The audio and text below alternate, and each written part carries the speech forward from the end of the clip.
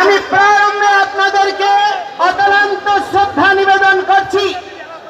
শত রক্তচক্ষু উপেক্ষা করে বিভিন্ন পর্যায়ে রাজনৈতিক উচ্ছৃঙ্খল জনগোষ্ঠী এবং প্রশাসনিক বাধাকে উপেক্ষা করে আজকে এই রংপুরে যে জনসমুদ্র পরিণত হয়েছে, আপনাদের অকুণ্ঠ সমর্থনে আমরা চিরঋণী আপনাদের কাছে প্রণাম নিবেদন করছি। অতিশয় সে অভ্যুত্থানে এই রংপুরেই প্রথম শহীদ হয়েছিল শহীদ আবু সাইদ। কিসের জন্য তিনি আত্মত্যাগ করেছিলেন? তিনি আত্মত্যাগ করেছিলেন বাক স্বাধীনতার জন্য, তিনি আত্মত্যাগ করেছিলেন গণতন্ত্রের জন্য, তিনি আত্মত্যাগ করেছিলেন সহাবস্থানের জন্য, তিনি আত্মত্যাগ করেছিলেন মর্যাদাপূর্ণ একটি জাতি পরিণত করার জন্য। শহীদ রুদ্র আত্মাহুতি দান করেছেন সে আন্দোলনে, একজন মুসলমান, একজন হিন্দু। এভাবে পরস্পরের পাশে দাঁড়িয়ে অভ্যুত্থান সাধিত হয়েছে। যাদের আত্মত্যাগ আর বলিদানের বিনিময়ে এই অভ্যুত্থান হয়েছে, তারা কি তার মূল্য পেয়েছে? তারা কি তার মূল্য পেয়েছে? আজকে দেখুন, নেট স্লো করে দেওয়া হয়েছে, প্রতীকী জায়গায় সমাবেশে নেট স্লো করে দেওয়া হচ্ছে। আজকে যিনি তথ্যমন্ত্রী, তিনি দায়িত্ব নিয়েছিলেন গত সরকারের, এই তথ্যমন্ত্রী আপনারই পলক, তিনি নেট স্লো করে দিয়েছেন এই অভিযোগে তার অবস্থানের পরিবর্তন সাধন করার জন্য। কিন্তু অতিশয় দুর্ভাগ্যের বিষয়, কি পরিবর্তন দেখছি যে আগের চেয়েও একই রকম অবস্থা, কোনো পরিবর্তন হয়নি। এই অবস্থা শহীদ আবু সাইদ, শহীদ রুদ্র, শহীদ মুক্ত সহ নিপীড়িত যেই সমস্ত আত্মাহুতি দানকারী শহীদ, যারা এই পরিবর্তনের জন্য জীবন দিয়েছে, তাদের রক্তের সঙ্গে বেঈমানি, এই অবস্থা আমরা মেনে নিতে পারি না। আজকে 1971 সনে দেশ স্বাধীন হয়েছে, 30 লক্ষ শহীদ হয়েছে।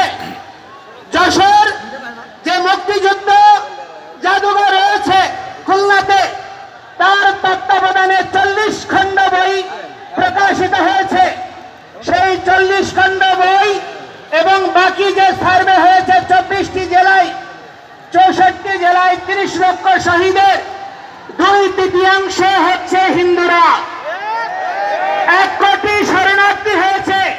এটা আমার পরিসংখ্যান নয়, জাতিসংঘ সহ অক্সফাম থেকে শুরু করে যতগুলো আন্তর্জাতিক সংস্থার পরিসংখ্যান, সেই পরিসংখ্যান বলে যে সেই 1 কোটি শরণার্থীর মধ্যে 70% হচ্ছে হিন্দুরা, যাদের বাড়িঘর ধ্বংস হয়েছে, লুটপাট হয়েছে, নির্যাতিত হয়েছে।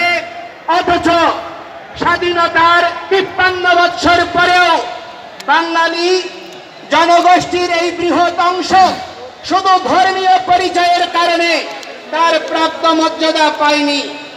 বাংলাদেশের স্বাধীনতার পরে আমরা বিগত সরকারকে দেখেছি, আমরা ইতিহাসকে অবমূল্যায়ন পছন্দ করি না। স্বাধীন বাংলাদেশের যার দরে স্বাধীনতা এসেছিল,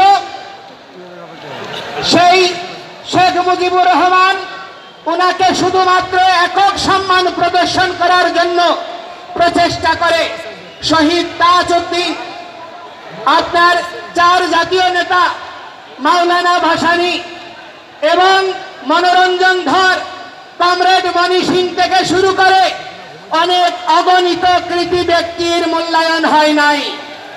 এবং সেই ধারাবাহিকতা আজ পর্যন্ত বলবৎ রয়েছে। যেই সমস্ত 9 জন শহীদ হয়েছে, তাদের নামে স্মৃতি ফাউন্ডেশন বলেন, সরকার বলেন, আজ পর্যন্ত কোনো দৃষ্টান্তমূলক পদক্ষেপ গ্রহণ করে নাই। এবং অতিশয় দুর্ভাগ্যের বিষয় যে এই দেশে স্বাধীনতা যুদ্ধে প্রথম শহীদ হয়েছে, যেই শহীদকে বীর শ্রেষ্ঠ বলে ঘোষণা করা হয়েছিল, সেই বীর শ্রেষ্ঠটি হচ্ছে দাস পার্টির প্রতিষ্ঠাতা জগৎজ্যোতি দাস, যাকে তৎকালীন আপনার প্রবাসী সরকার গেজেট প্রকাশ করেছে।